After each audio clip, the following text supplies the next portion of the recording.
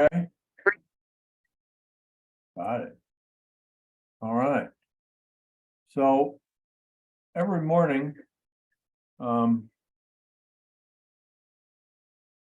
let's see. Cody's asking me to share the link. How am I gonna do that?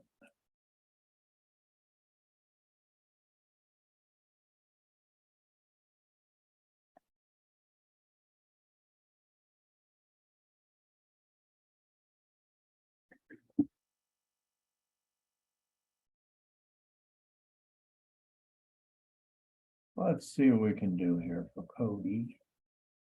All right, can everybody see that okay? Yes. Okay, good. So everybody has a market watch. And you can use this market watch to take a look at what's going on in the market. And if you have a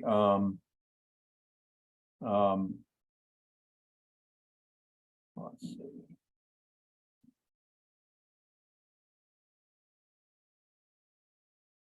Copy.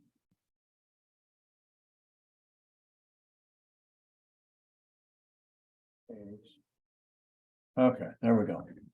If you can look at the overall market and you can look at it for a period of time. I usually set mine on 7 days, but if you look at the overall market, you can get an idea of new listings coming on the market. So in the last 7 days, and I usually do this on Tuesday because you don't want too much of a influence from the weekend, but you can see that there was 1,000 new listings put in the MLS in the last 7 days, 704 sales, 1,084 pending, and 1,181 price decreases. So you can see that there's still more price decreases going on than new listings. And one of the nice things is you can go ahead in and you can customize this. So if you want to look just in a particular neighborhood, you want to look just at single family homes in Naples, you can customize this and put it back, and it will now tell you what's happening in single family homes in Naples. If you have a particular zip code or a particular neighborhood that you're watching for a customer, let's say you are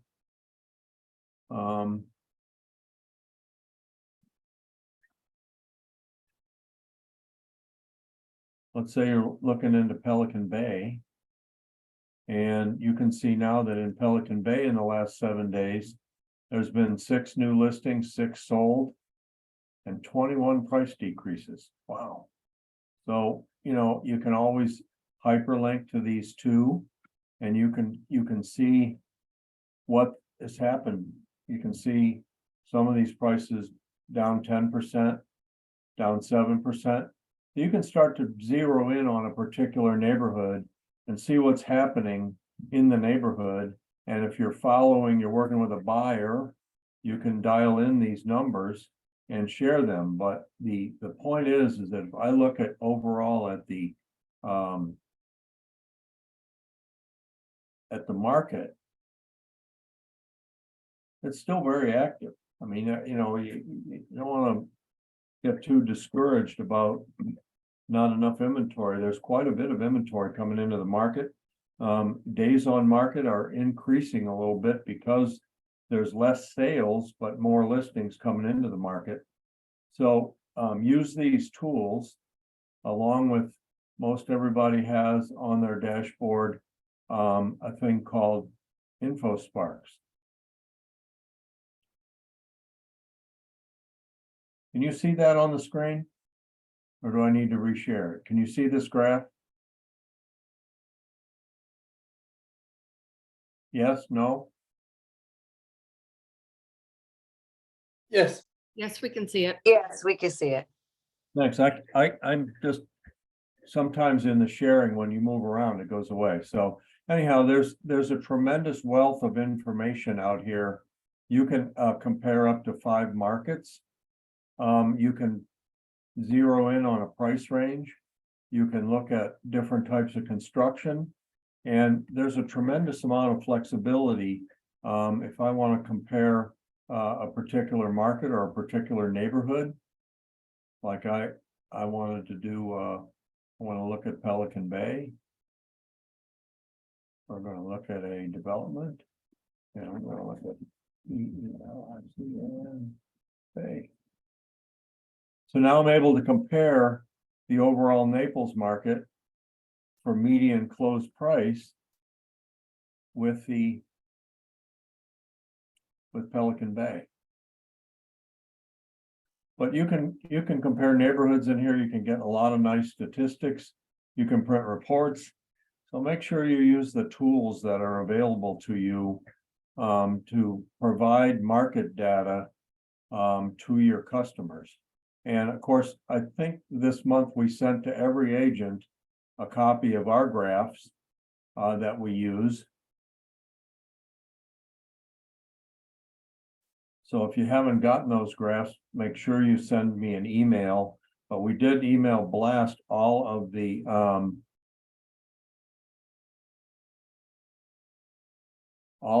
market stats to you, showing the charts and graphs, and we update those once a month. So it's really important in this market to be in touch with your customers and letting them know what's going on in Naples or in a particular neighborhood, because if they're watching the news, they think that the sky is falling. And in fact, it's not falling. One of the things that's kind of interesting to show you, let me go back here to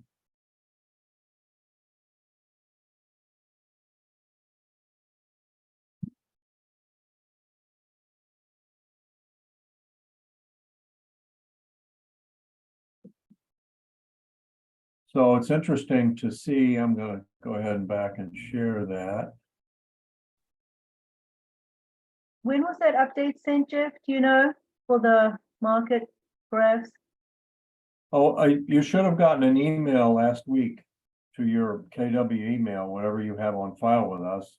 And it should have had all of the market stats for Lee and Collier and also the 15-month graphs. But if you need them again, just send me an email, jonesnaples@kw.com.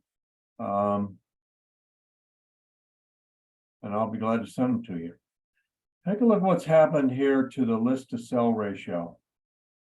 This is the percent of list price in April, which is 101. Now look what's happened to the percent of list price. So this is your average percent of the list price that the selling price was. Now, if you start to take a look at what happened from its peak last year, all the way down to where it is in February, we're at 96% of list. So if the average property is 700,000, and you take a look at the you take a look at, that's 4% that on average that you have, that there's more flexibility in pricing now. And what can you use that for? You can use that for buying down the points. You can use that for a lot of things. So there's more flexibility in this market. And there's more opportunity if you're representing a buyer for negotiations than there was back in April of 22. And you can see that came down steadily, stayed right around 99, 90, 98. But now we're down last month to 96 for all price ranges. And in single family homes, look at that, we're down already to 95.3. So what does that tell you about the flexibility in the market? Its prices are holding. We're not seeing a great deal of change in median close prices, they're still going up. Last month in overall Naples market for single family homes, 725,000, all property types, 600,000. So median prices are, while they're leveling, they're not going down. But what you're seeing in the percent of list prices, you're seeing more flexibility in the negotiations. So if you're representing a buyer, you may find that you can negotiate either a lower price, or you may be able to negotiate some credits from the seller at closing, where the price doesn't change, but the buyer gets credits for lowering their mortgage rate or closing costs. So there's a lot more opportunity in this market, a lot more flexibility than there was even a year ago. Okay. So make sure that you are make sure you're using the numbers that we're giving you. We've moved from what's called a speed-based market to a skill-based market, and in the skill-based market, we're into building relationships with our customers, and we are very important that we provide them with current information about what's going on in their market. So one of the things I think it's really important for you to do is to know what's going on in a particular market if you're working for a buyer, or if you're going to go to make a listing presentation, that you go into that market, look at what's for sale, look at what's pending, look at what's really expired, because an expired listing is one that didn't sell because of features and benefits, price, combination of the above. So it's really important that you know down to the neighborhood level what's going on in the market, and what the more of a neighborhood expert you are, and the more prepared you are to talk to a potential seller or buyer about what's going on in the market, the more likely you are to build a good relationship with them. And if they're not, ready to buy just yet, stay in touch with them and make sure that you keep updating them. If you're familiar, if you're using Command, there are a whole plethora of things you can do to put a contact into Command, assign a smart plan for the number of touches you want for that particular customer per year, and then initiate that smart plan. It will be a combination of emails and market stats and what we call neighborhood nurtures, where you can set up a automatic neighborhood information link to your customer, so they can continue to monitor what's going on in Pelican Bay or a neighborhood they're interested in. So take a advantage of our technology to improve your business and build your business. The stats are that an agent in Keller Williams with 201 unit contacts or more in their database makes an average of $115,000 a year GCI, which is better than a poke in the eye in this market. So make sure you use our tools, and make sure if you're not working in Command on the database, that you take a look and go to some of our training classes and learn to use that to help build your business. So today, the title of our program is Listing Contract Workshops. Okay, so the first thing you want to do when you're working on a listing is to do a study of the neighborhood. And depending upon how you got that contact, whether you got it from a Facebook ad that you did in a neighborhood, or whether you got that from a call that from somebody that recommended you, the first thing you want to do is to take a look at what's going on in that neighborhood and how many homes are for sale. And so today we're going to look at the Mill Run community. So let's go ahead back to our MLS here.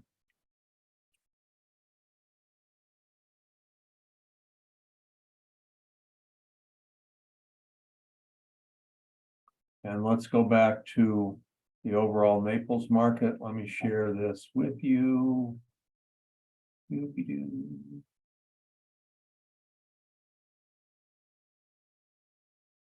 Okay, so we can go into,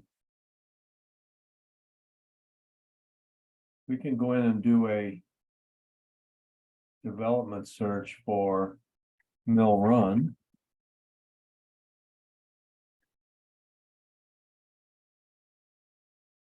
Whoops. Let's see.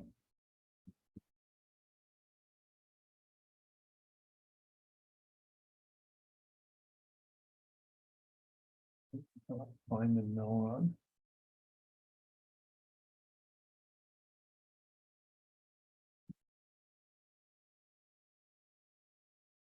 There we go. Okay, so we're looking at a neighborhood, which is obviously only 3 or 400 units. And we're looking at the line here of percent of list price. So you can see that in the last few months in Mill Run, we've gone from 99 down to 92. So there's flexibility. Let's say we want to do a single family home. Again, you can start building data. A lot of these things, if the neighborhood's too small and you don't have a good number of transactions, you don't have enough detailed data, but you can start to take a look at the neighborhood and see what's going on, how many homes are for sale. See the number of homes for sale is so low that it's going to be tough to use this type of data. Let's try Autumn Woods.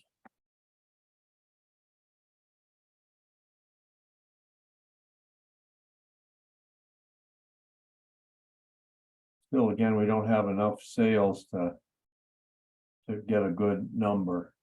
Trying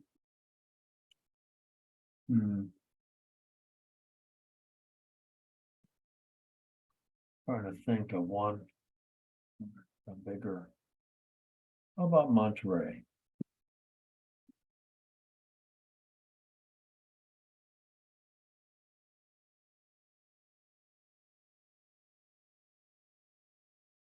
Monterey development.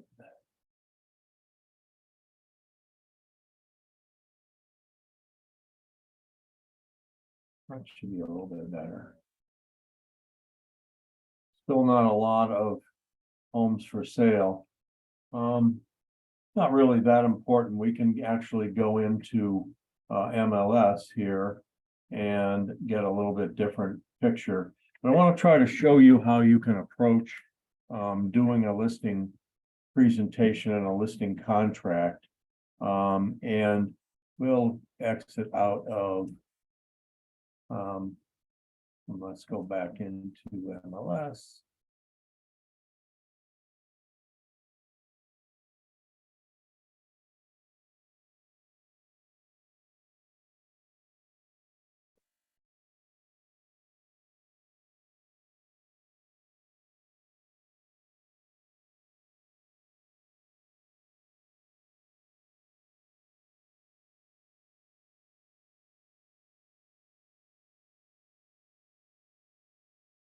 Okay, well, since I picked out a home in Mill Run, we can go ahead in, and here's what I recommend you do when you're first looking at a neighborhood.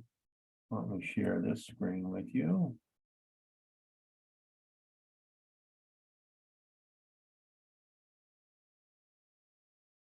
All right, so this is a particular neighborhood in North Naples, and we're looking here, the criteria are active, pending contingent, and closed and expired in the last, let's make this 180 days, 6 months.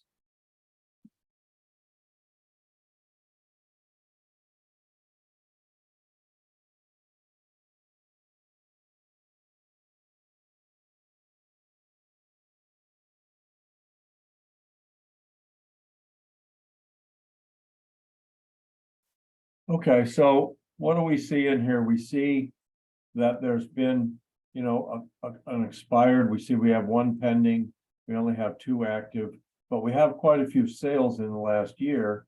So we can start to take a look at the size of the home, the square footage, and we can start to get some more information about what's going on in the neighborhood there. And if you have different,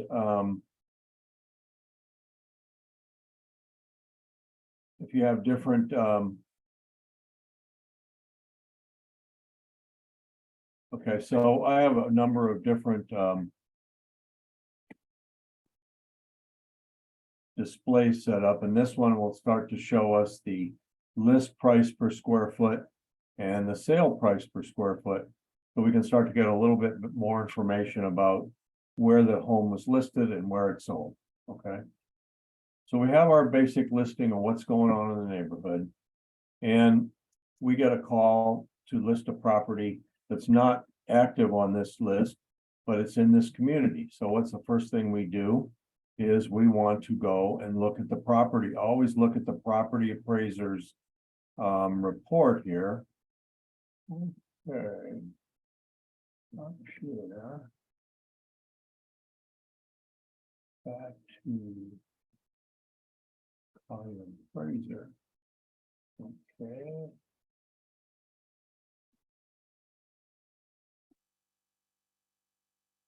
Can everybody see that okay? Yes. Says you can. Okay, great. So the first thing we're gonna do is we're gonna do a listing appointment on this address. I just picked it out at random on other people. But what we want to know by going to the property summary is we want to see what's happened to this home. It looks like the lot was bought in 95 and then a home was purchased in 2011. You can see the price. The last sale was in 2017, so we know it's 5 or 6 years ago. So we want to know a little bit more about the property.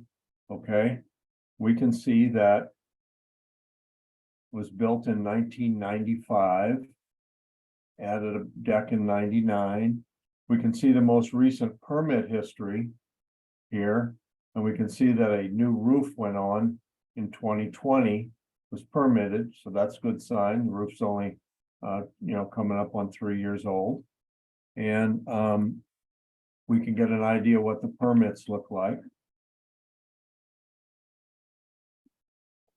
We can tell what the square footage, this is going to be the air conditioned square footage from the property appraiser. We can take a look at the overhead picture of this property. And we can see that it's let's blow that up a little bit. Let's go to the GIS window.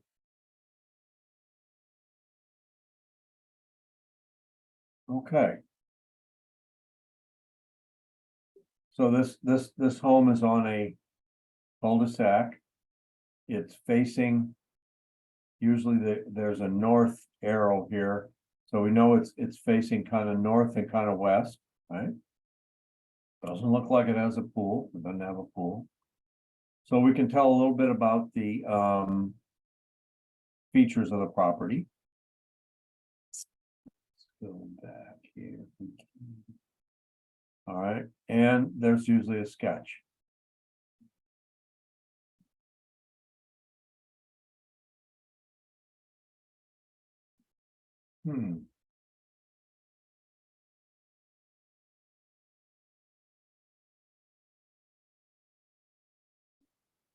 So through the magic of computers, that's not working. Let me see if I can open in a new window.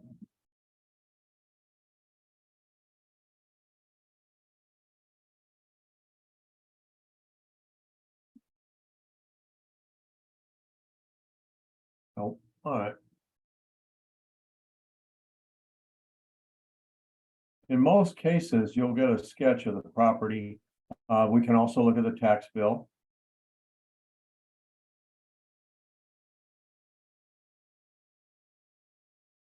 You can see that the taxes were paid and see what the taxes are. And we can look at the tax bill.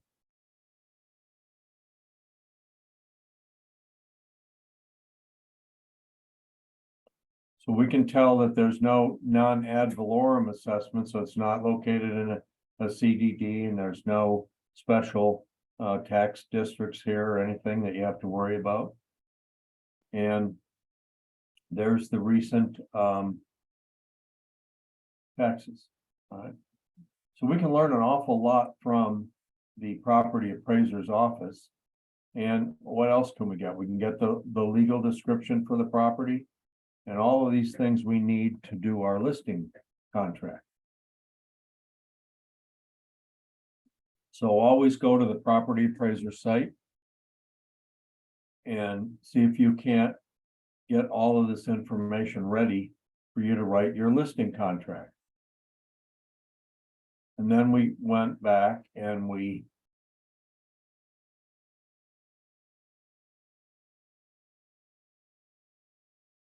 went to MLS and we did a little analysis of where, what's been going on in the neighborhood. Okay.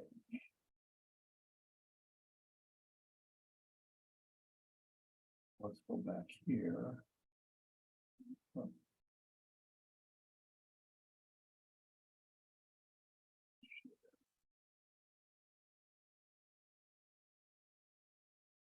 Okay, so we learned from the property appraiser's office that we learned the size of the facility, right? We learned that it was 2,810 square feet. And we know where we stand in here square footage wise. One of the things, if you are handy at we can take a look at the view here to see what that is. We also might want to know if it has a pool or not. So we can go in and we can add a field in here.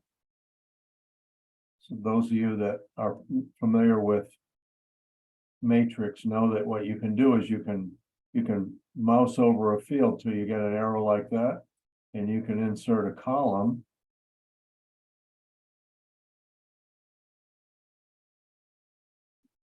Private pool, yes or no. Okay, so you can see that all but one of these homes has a pool, right? And we know that our subject home doesn't have a pool. And we know that we saw the view. It doesn't view on a lake, it just views to landscaped area behind. So we're trying to learn as much as we can about what's going on in that neighborhood.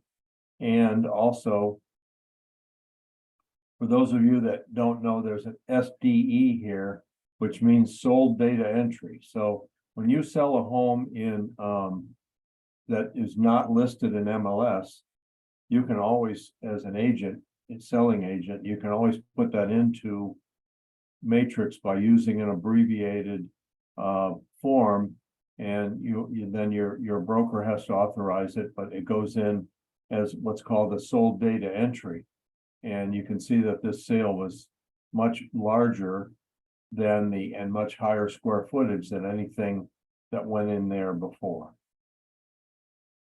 All right, so we're trying to learn some information about this neighborhood. And now then the next step for us to do that is to try to see what do we know about the average, the comp for this home without a pool is lower than some of the others that had pools.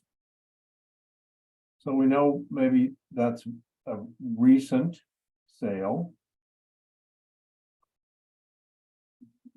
Probably the most recent in the community there. And we know that it was somewhere around $505 a foot. So now we're starting to zone in on what we think the current potential of that listing is. And now I think we're ready to go and take a look at our listing contract. And we'll take a look at a NABOR listing contract here. So I'll get that for you.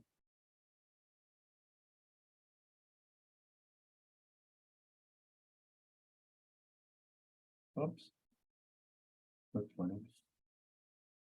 Any more contracts?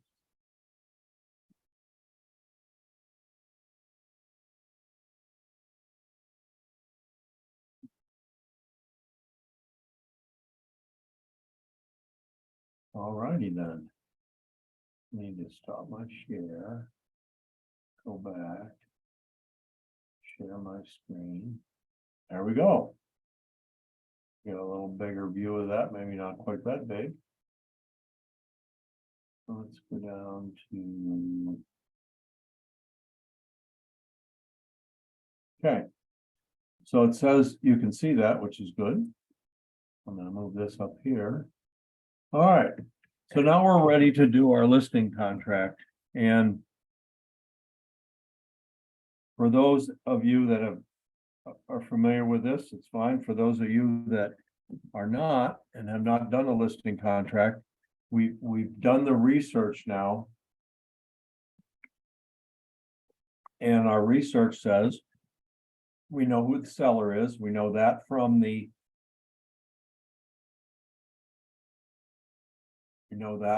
the property appraiser's office.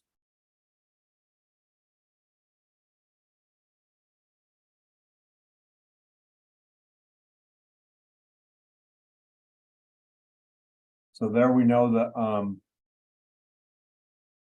name of the owners of the property, right?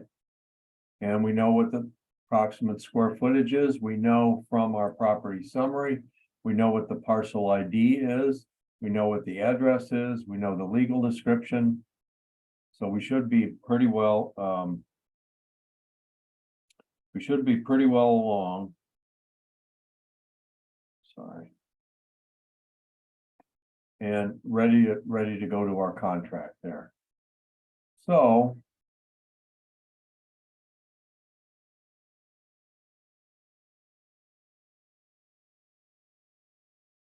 Okay.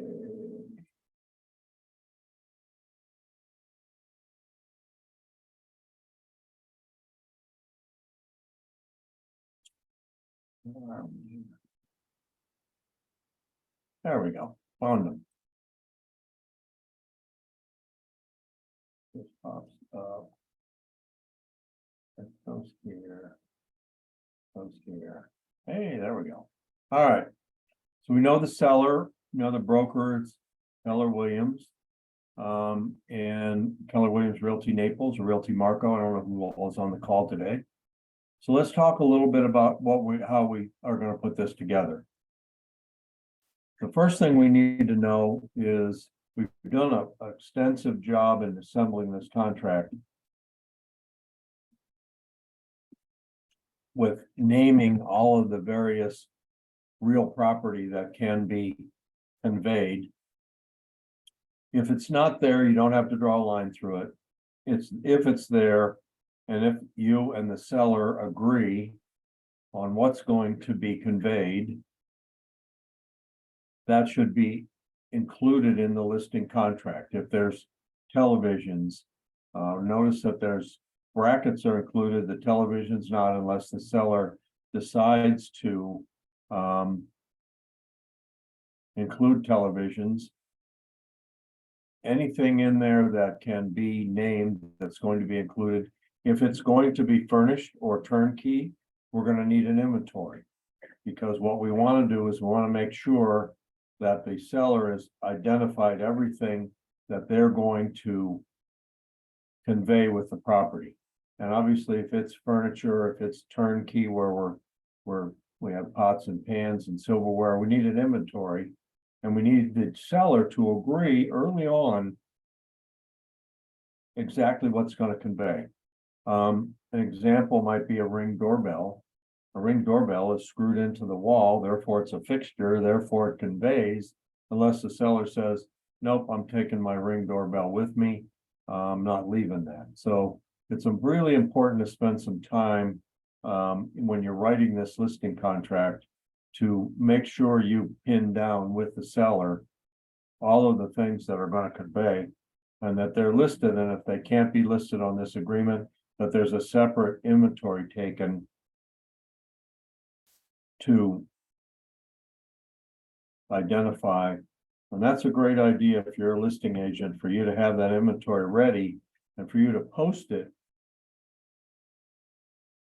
with your listing on MLS. And there's no confusion.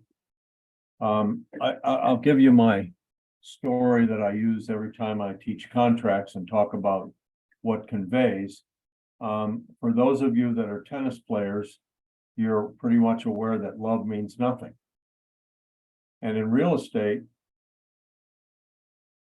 as shown, as per contract, as per MLS, turnkey, furnished, partially furnished, all mean nothing. They are not identifiable as specific items that are going to convey with the sale. So therefore, please don't get in the habit of putting and turnkey or and furnished. Those are not detailed enough to where we go to the walkthrough inspection with the buyer and we have a list that's signed by the seller and the buyer. We can compare that list and make sure that there's no drama. Okay. So we want to make sure we identify we spend the time. I know the seller's anxious to get on the market and we're anxious to get this contract signed, but we want to make sure that we know. And if we have exclusions, the chandelier in the dining room that's been in the family for years, we mentioned those on line 24. Additionally, we always want a start date and a termination date. You'll notice that there is a default of the commencement date and of the termination date, but I'm not a fan of blanks. I don't know if you leave that blank, what did you mean? The other thing that it's important to know is the commencement date is the date that the listing starts. And that should be the day that you are signing the listing contract with the seller. If the seller says, I've got company coming, or I want to paint the bedrooms, or I want to do this, or I want to do that, and that's going to be sometime into the future, you still want your listing date to start today or when you're signing the contract. And, you know, the reason is if they say, well, we have company coming and we're not going to be ready to list it until April 15th, and you put April 15th on there, and the seller runs into a friend in the shopping center one day, and the friend says, hey, how you doing? He goes, oh yeah, we're getting ready to sell our home. We bought a new place, or we're thinking about buying a new place. And that friend happens to be a realtor. What happens if that realtor and that friend enter into a contract that's before your date starts? Always make sure that that commencement date is the date that you enter into the agreement with the seller, which is as soon as possible when the seller has decided to go ahead and list with you. If you want to have a different date that goes on when it's going to go on the MLS, or when you're going to put the sign in the yard, you can always, down in the other terms and conditions, you can always say, we're going to put this on the MLS on April 15th. Simple. You want a termination date. And one of the things that you need to maybe make a note of is the termination date. If no termination date is inserted, it automatically goes to 270 days. But the important thing in here, if the seller enters into a contract prior to the expiration of this agreement, it goes pending, then the expiration date of the listing contract automatically extends to the closing date. Okay.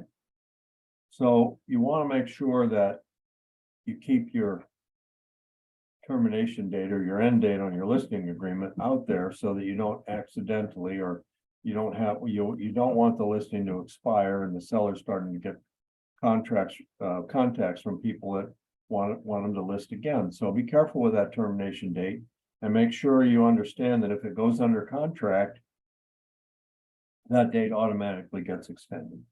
Okay. Jeff, what is the typical length of a listing contract? Say that again. What is the typical length of a listing contract?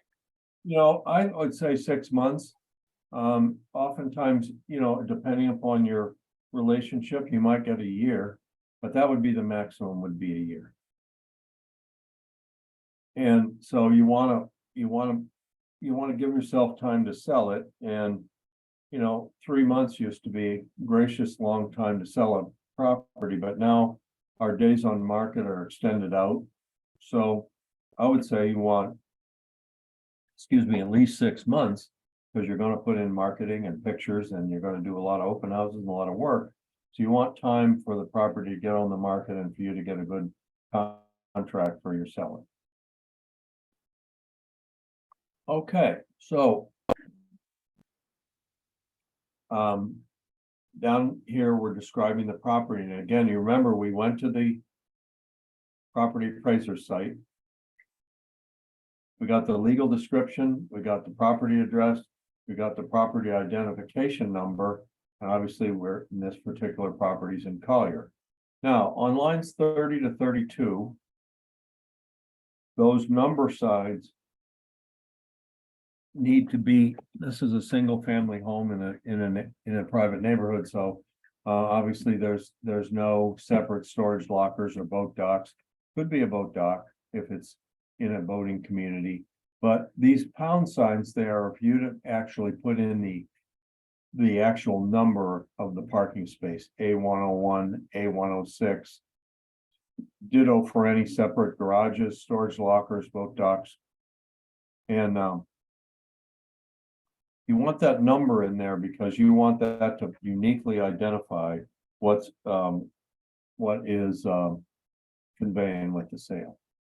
We got that information from the property appraiser's office. You have to have a price for the contract to be valid, even though you may not agree totally on the price. You can say, well, we can adjust that. I'll be happy to make a price change for you, but in order for a contract to be binding, there has to be consideration. So you can't leave that blank, you know, put in, you know, what your seller really should be making that decision as to what they want to list for. We're going to give them ranges. We're going to give them information about what's going on in the neighborhood and what we think the appropriate range for them to think about is, but always, I think, have your seller make the final decision as to what number goes on line 39. Okay, the rest of the contract, again, even though we're in an electronic age, and the easiest thing for you to do is knock this out in DocuSign or .loop, send it to your customer and have them initial and sign where they're supposed to. It's important to at least go over this contract with the seller and make sure we know what our obligations are and what the seller's obligations are.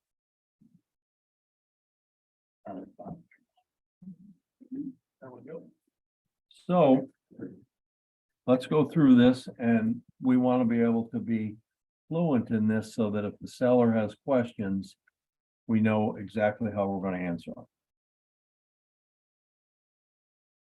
Line 53. If where is the tax identification number? Where is that in the tax On, record? it's on the property appraiser's site here. Let's see, I think I can find it for you real quick. I see the legal description. Is that the parcel number? No. Okay, let me go back here and I will show it to you.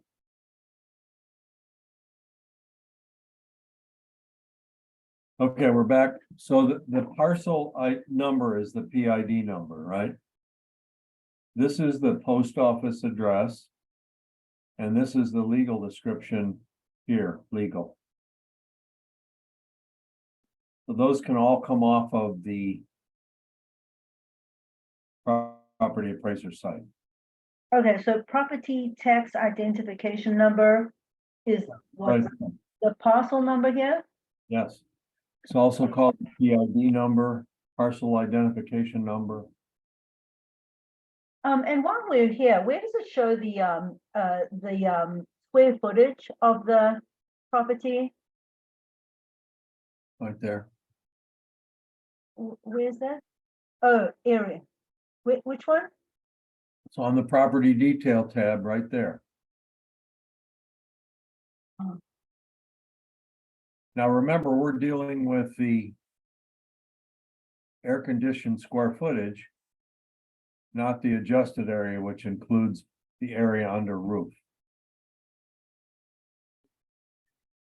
A lot of, when you see the MLS listing, a lot of times there'll be an air-conditioned square footage, which is the base, right? And then there'll be a total square footage, and that's supposed to be the amount of area under roof. It's not supposed to be including exterior decks, pool areas, that sort of thing. Does that answer your question?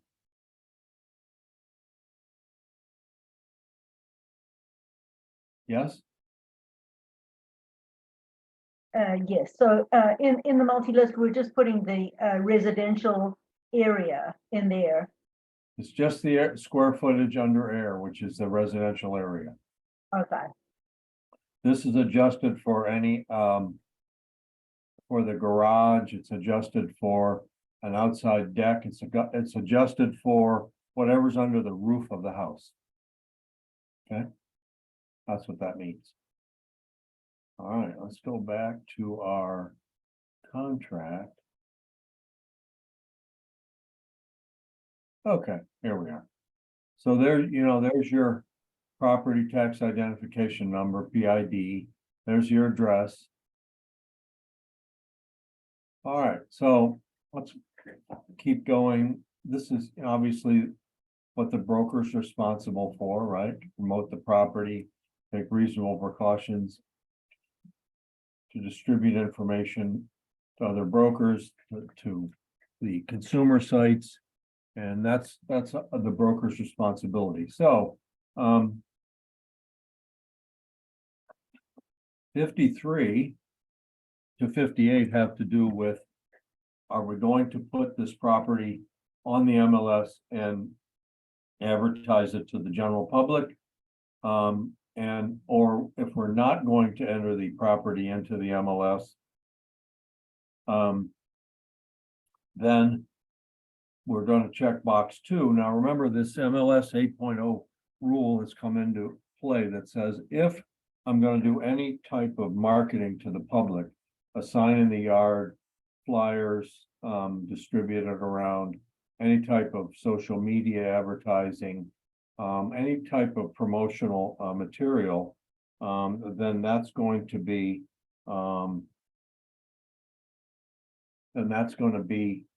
advertising to the public. If we're not going to advertise this to the public, then we can't do anything outside of promoting the listing within our own brokerage. Can we make individual phone calls to agents that might be interested? Yes. Can we mass email other agents? No. So there's limitations to what we can do if the property is not going to go in the MLS. Most people put their property in the MLS, but if for some reason you've got a situation where the seller doesn't want that, you have to make sure that they understand that we can't do any type of public marketing. That's when box 2 would be checked. But box 1 is the normal. We're going to put it in the MLS within 5 days of the commencement date or 1 business day after we start public marketing. All right. Next paragraph. This is where I think it's important to talk to your seller about offers and multiple offers. Not so rampant in today's market, but still we're hearing a lot of people getting more than one offer for the property. So you really want to have this discussion. So the idea is, Mr. or Mrs. Seller, what information do you want to share with another agent when they call? And I mean, we want to tell them the existence of other offers on the property. And we want to know kind of what information we want to give them, financing, no financing. You want to make sure you and your seller are on the same page about what we're disclosing. And so it's always, I think, a good idea to shall disclose the existence of other offers. The code of ethics does require that if you call a listing agent that they're required to at least give you an idea as if there are other offers. But where this can go into a little more detail is if you want to be able to give the potential potential buyer's agent more information about what the seller would prefer in their offer, like a post-closing occupancy or anything like that. And also if there are other offers, and depending upon what your seller is comfortable with, are they financed? Are they not? Are there any escalation clauses? That sort of thing. Would you have to put that in writing, Jeff, or is that just a verbal conversation? It's a good idea to have the verbal conversation and confirm it in an email. Uh-huh. I think that's a safe way to do it. It doesn't have to be, excruciatingly detailed. We just want the seller to be comfortable with the fact that giving out a certain amount of information about the other offers is going to help them get better offers and more competition going. All right. And what about disclosing the, I guess, the highest offer price? Is that allowed to disclose the actual offer price? It's not unethical. It's generally not done. If the seller's comfortable with it, you can. I think it's problematic because you could be using one offer to play off against another offer. So generally, I think that you're better off saying, is it slightly less than the list price? Is it over the list if they're over list? What you want to do is make sure a buyer's agent that's writing the offer has enough information to write a competitive offer. But I think you have to be careful. It's not unethical to disclose the price. It's just that the seller would have to buy into that. And I think you'd have to be careful that disclosing that price might just encourage somebody to beat it by $1 or $10 or whatever. So I think that you're better off just disclosing a range. Just saying. That's a conversation that you have to feel comfortable with and that your seller's also comfortable. And I think you made a great point there that once you've decided what you're going to disclose, that you just say, confirming our discussion today, here's the information that we're planning on disclosing to other brokers in a multiple offer situation. So paragraph 62 to 69 has to do with how we're going to put it on the internet. And in most cases, the property may be displayed on the internet, and we want to put the address of the property on the internet. And the last couple here may or may not display an automated valuation method.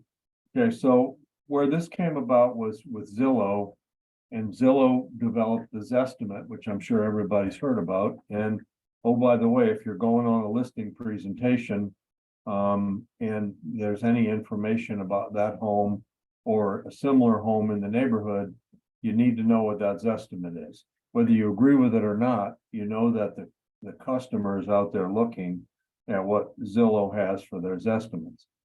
So as the story goes, probably now close to 10 years ago, in order to properly deal with the Zestimate, the Zestimates when they first came out were based only on public record data, and they were horrible. They were about 20% accurate, and yet as an agent, you went out there and faced a seller saying, well, his estimate says it's this. So we began sharing closed sale data for the last 5 years with Zillow and Realtor.com and Homes.com and all of the consumer portals in hopes that their Zestimates or estimates or automated valuation estimates would get more accurate to what's going on in the market. And therefore, we wouldn't be always fighting that battle of it being too high or too low. in general now, there's estimates and the core logic estimates and that, they're generally a little bit more accurate than they used to be. So they might be a better guide for a seller. But know what that is when you're going on your listing appointment, and know what those estimates are for competing homes in the market, because that's gonna help you to be the neighborhood expert. It's gonna help you to convince the seller that you know what's going on in the market. So 68 and 668 actually about blogging. That's something that you might want to talk about with your seller. Blogging is not that widely used on the major portals, but on some of the other portals, customers can write opinions of what they think of the property or what experience they had when they went to see the property. So in general, it's up to you, but sometimes the downside part of blogging can be more difficult. In other words, it can only really be negative that can hurt you, and the positive may not help you. So, in general, if people ask me what my opinion is, I say yes to AVMs on line 67 and no to blogging on 68. That's it. You and your seller have that discussion. 70 is whether you're going to use a lockbox or not. Even if the seller's like, I don't really know whether I want a lockbox, you can talk to them about a super key and how it's only allowed for realtors who are current, have no violations against them, and have authority to use a super key. And even if they're a little reluctant, you might want to ask them if you could put one around the side of the house, because the last time I looked, we can't be at two places at one time. And so if somebody really wants to see the house, you want them to be able to have a discrete place where they can go to open the lockbox when it's convenient for the seller. So I always recommend using a super key, but putting it maybe somewhere where it's not immediately visible from the street. 77 to 79 is what your relationship is. Majority of agents and majority of Keller Williams agents use the transaction broker. Now it says if left blank, transaction broker applies. Yeah, it's fine. But I always like to put it in. So seller's obligations. This is important for you to go over with your seller and talk to him about what their responsibilities are, including knowing what improvements have been made, knowing what information that they can give you about the property. One of the things that, and you can gather this information as you're doing your walkthrough for your listing presentation. A great question is, what features of this house helped you to make the decision to buy it? What do you like about this house? What's your favorite thing about this house? And that can be helpful in marketing the house and conveying to other buyers why the sellers really like this property or why they like this particular feature. Okay. Paragraph C is basically a hold harmless. It says that the seller's got to do what they need to do to make the house safe, and that the broker's not liable for any personal injury suffered while another realtor and other buyer is looking at his property. So we want to get relevant information, including facts known to the seller which materially affect the value of the property. That's your Johnson v. Davis. Do you know anything wrong with this property, or have you had any flooding from the hurricane? Have you had any damage to the home? You want to know if there's things, even if it's been repaired, you want to be able to know that, where you stand with it. So very important. So we want to get at this time the owner's title policy. And if possible, if there's a survey available. Elevation certificates are not quite as important as they used to be, because the new FEMA flood maps, all the residential structures in Florida have been individually laser mapped. So that elevation certificate, not quite so important as it was, but if they have it, get it and start that discussion right away, because you want to have that information available when you go into contract. Okay? Listings entered in the MLS, this is what the seller authorizes the broker to provide. All right. And it also identifies the photos and information that we publish to be the broker's property, not the seller's property. So when you take pictures, those are the broker's property, not the seller's property. But you have to be a little bit careful if the seller says to you, oh, I've got pictures taken, you can use them. Well, who took the pictures? Because remember, not every photographer grants an unlimited license to you. They usually grant you the use of those photos for the life of the listing. So, but if they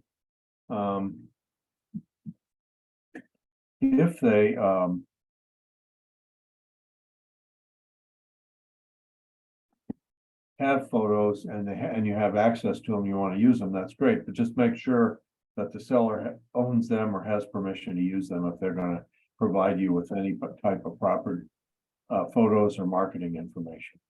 118 to 120 is an interesting one. This has been added to the contract.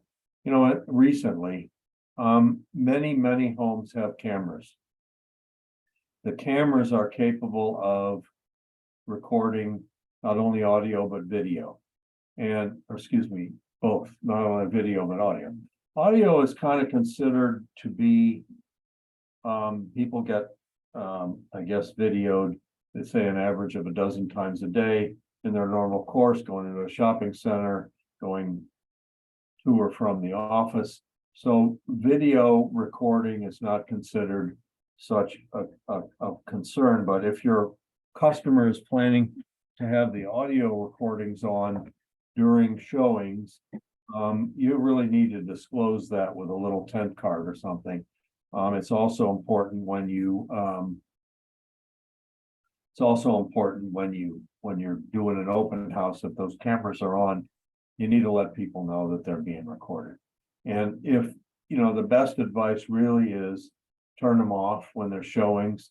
You really don't, you don't really necessarily want to listen in to what a buyer's saying or thinking, but sellers do it and they want to do it, and there's nothing you can really stop them other than to just let them know that they are liable for the use of those cameras. Now we're down to the fun part, the compensation. So remember that this line 122 is the total compensation, not the listing side. So if it's a 6% listing and you're going to pay 3% to the co-broke, 6% goes on line 122 and 3% goes down to line 136. So I see occasionally I get listing contracts in where they put 3% on 122 and 3% on 136. And if you do the math, that means the listing broker is not going to get paid anything at closing. So you don't want that to happen. You want that number to be the total compensation that's going to be paid to the broker. And then your co-broke goes down on line 136. If there's a flat fee for compliance or broker only fee, that would go in there. It's possible that you agree with the seller that they're going to pay you a flat $10,000 to list their home. So that's possibility of a flat fee. And then you would go ahead and put that part of that flat fee that you're going to pay the co-broke down on one line 136. If you're going to do any kind of rental along with the sale, then that's handled in 125 to 130. Okay. Line 138 is a requirement of NAR due to some settlements that they've done over the years. We're going to pay transaction brokers, single agents, and no brokerage. I've seen a lot of people put 3% to transaction brokers, 3% to single agents, and 1% or no percent to no brokerage. A no brokerage would be somebody that's not a member of our MLS that brings a customer here from the other coast or from up north, north of Lee County. They don't have a brokerage relationship because they're not members of our MLS. So therefore, they're not specifically entitled to compensation. But if you check that box, then they are. So I always recommend you check all three boxes, but it's up to you.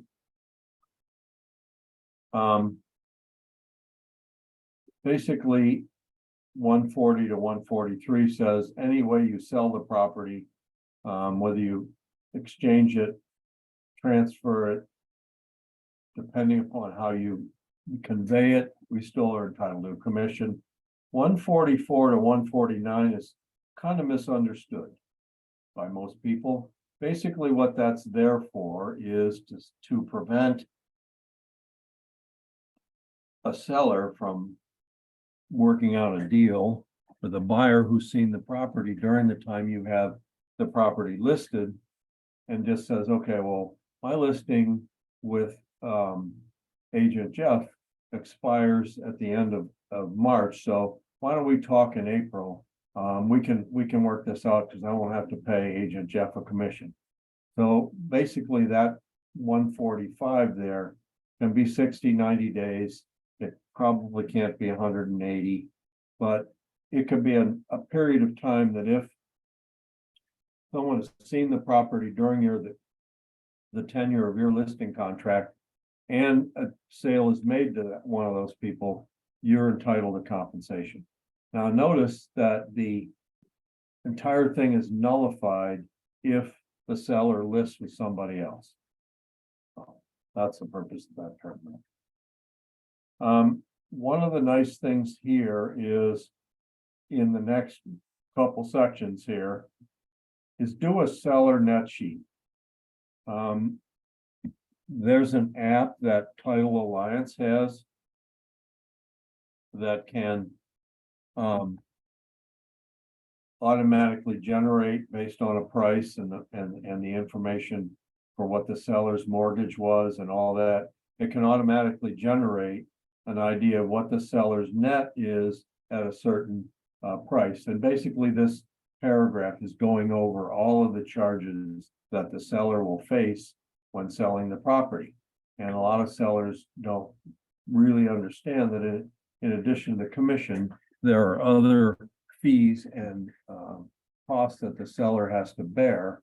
And in addition to the broker's compensation, and this is a list of them. So you can go over them with your seller, and I think at that time, it'll be a great idea for you to have a seller net sheet printed out. It will distinguish you from other people that don't provide that information and gloss over this. So then when the closing statement's prepared, the seller's going to be like, well, why didn't you tell me about this? And why didn't you tell me about that? So it's important to have that net sheet available. We can certainly do that in another one of the contract lessons, show you how that works. The Title Alliance app is called TA Access One, TAACCESS1. You can get it from the Apple Store. You can get it. I think you can get it for any type of phone.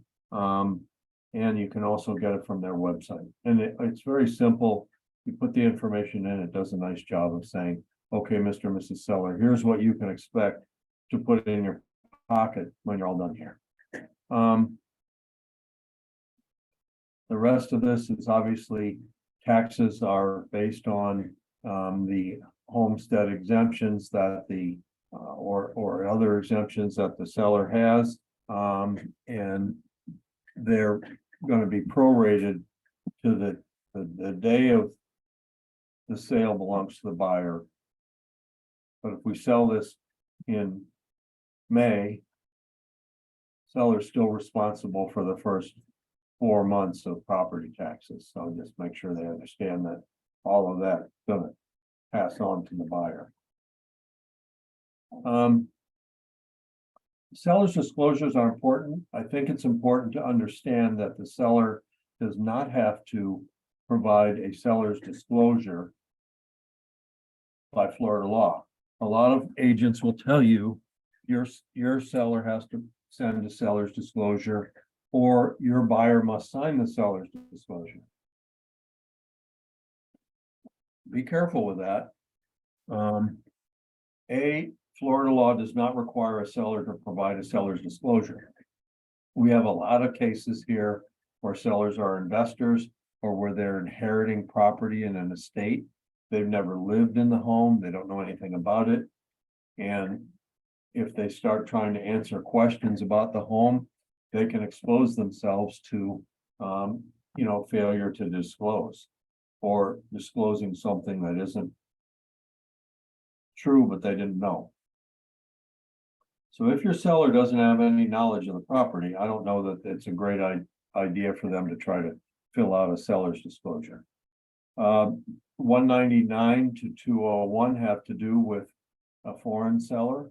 If your seller is a foreign seller, they have to have a TIN, they have to file the appropriate information with the IRS in order to pay any taxes that they owe on the gain.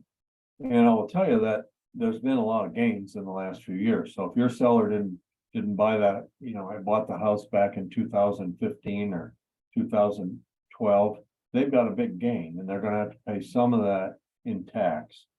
And so you want to make sure that you know that and that the seller has consulted with a legal and or tax profession. The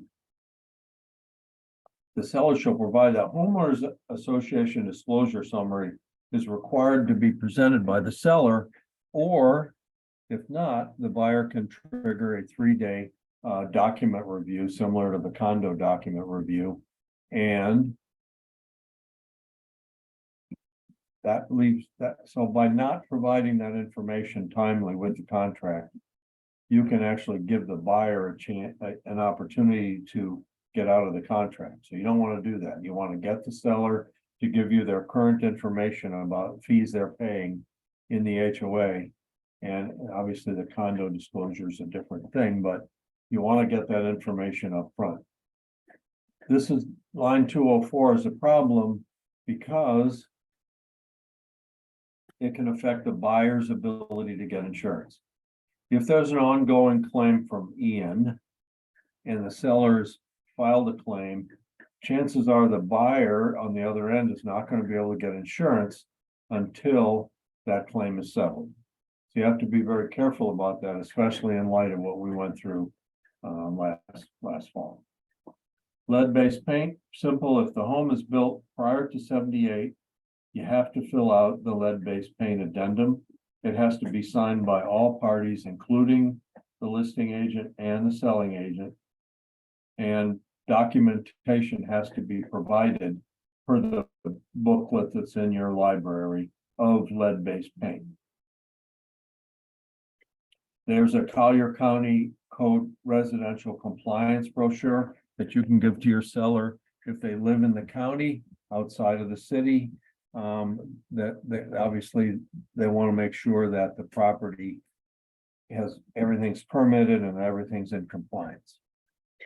Jeff, I have a question about the casualty insurance claim. Like, what's an example of that? Well, if you have filed a past claim with IRMA or with the result of a damage to the property, it goes into an insurance database. So when the buyer goes to call the insurance agent to get a quote, it's going to show up in there. And it could affect the ability of the buyer to get insurance that, might cost the buyer more. So you want to know that because it can affect the buyer's insurance. Okay, so it's anything like damage to the house that there's been an insurance claim on, like if there was a roof damage from something or Correct. siding damage or. Correct. Or let's say it's a condo and the hot water heater from the unit up above blew up and flooded part of their unit downstairs. there was a claim filed. And in your seller's disclosure, you'd say, there was a leak from upstairs. We had it all fixed and remediated and everything's fine.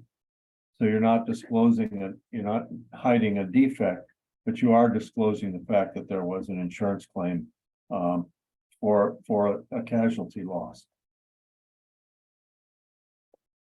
CDDs, again, if you don't know whether the property's in a CDD, again, we looked at the tax bill for this particular property, and there wasn't a non-ad valorem tax associated with it.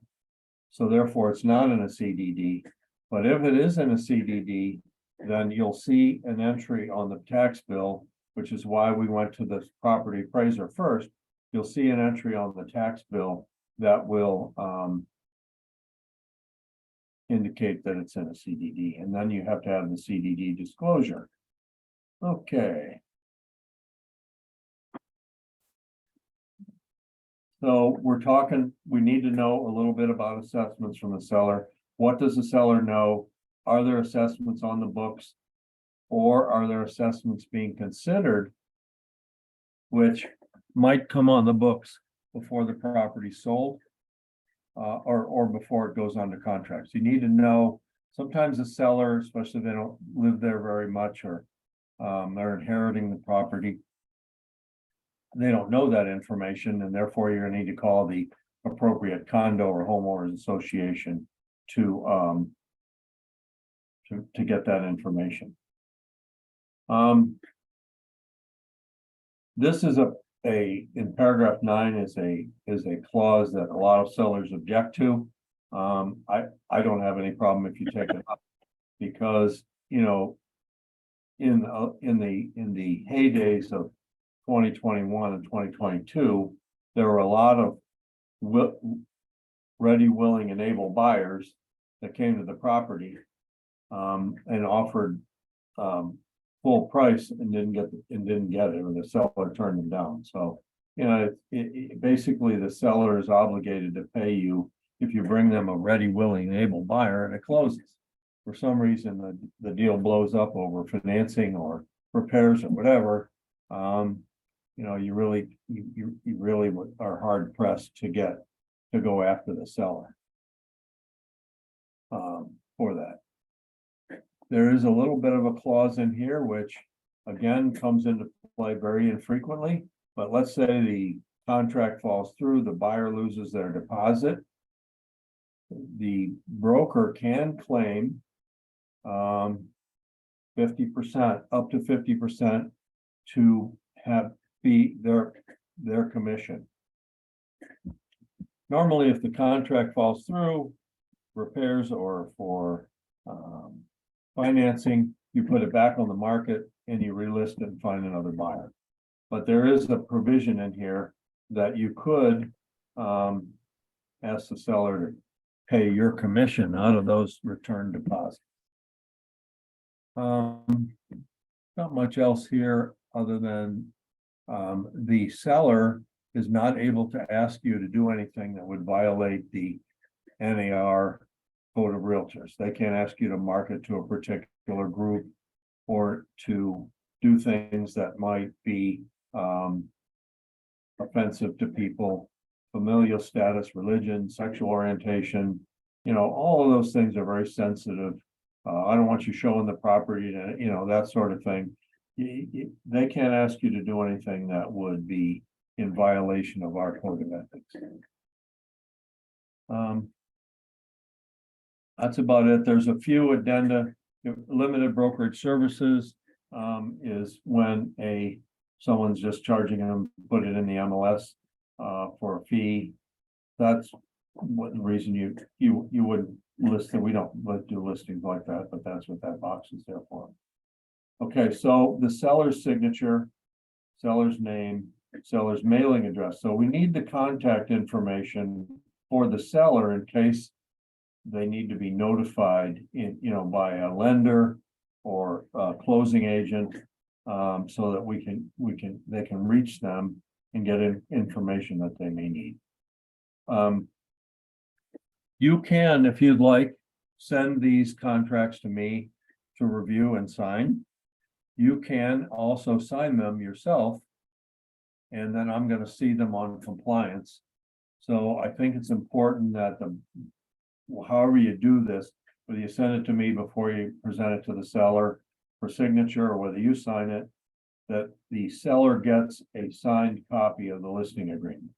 I get a lot of them that come through compliance where there's no broker signature there at all. And, you know, if push came to shove, the seller could say, well, the broker never signed this, so I don't think I have a contract. You don't want to run that risk. You want to go ahead and sign it, or send it to me to sign. The wire fraud advisory is the last part of the sales and listing contracts. And there's when we use the FAR listing contract, you have to provide the separate wire fraud disclosure. This is baked right into the contract. Okay. Okay, so it's 2:56. Anybody have any questions? I just have one question. Did you say that you could see in the county property appraisers if there's a lien on the property? You can't see if there's a lien. Let's see what we got here. You can see permits. Can you see that okay? Yeah, So on the tab here, tab 2, you can see permits. So let's say there's a new roof on the house and you go in here and you don't see a permit. Might be a problem, all right? What you want to avoid is unpermitted structures. They build a guest house or something, there's no permits for it. And you want to make sure that all permits are closed.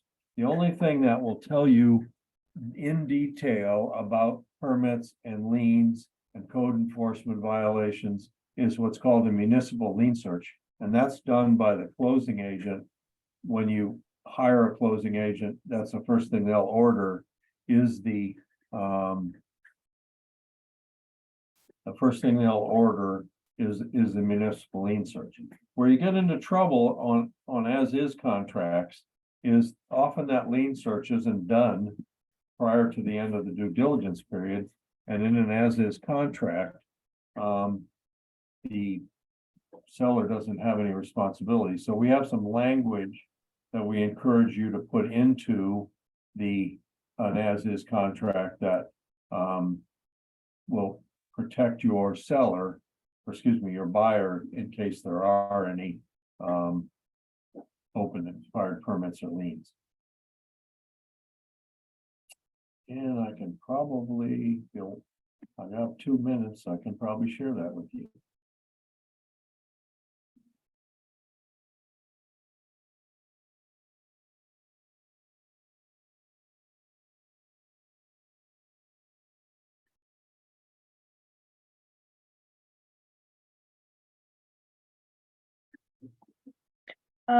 should you fill in all the blanks on the form, or can you just leave blank what doesn't apply? I recommend you fill in all the blanks. I don't like to see things default. So I'm gonna put this up on the screen for you. You might wanna, it's only one sentence. So let me share my screen, hopefully it's They're there. just not applicable if it's, something that Can you- you're not filling in then. Can you see that okay? Property is to be conveyed without any open or expired permits, municipal liens, or code violations prior to closing. You might want to copy that down, save it in your bag of tricks. This sentence should go in every as-is contract, FAR or NABOR, if you're representing a buyer. Because as I say, if the municipal lien search doesn't get done,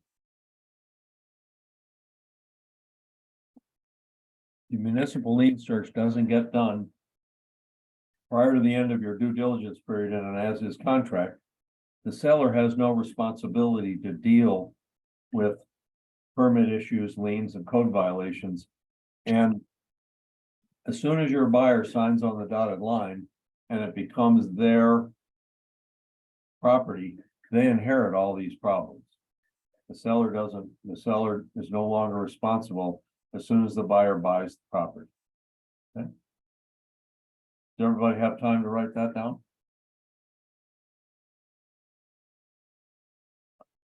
Okay, everybody, thank you for your time today. I see most of you stayed on for the whole time, so hopefully I didn't put anybody to sleep.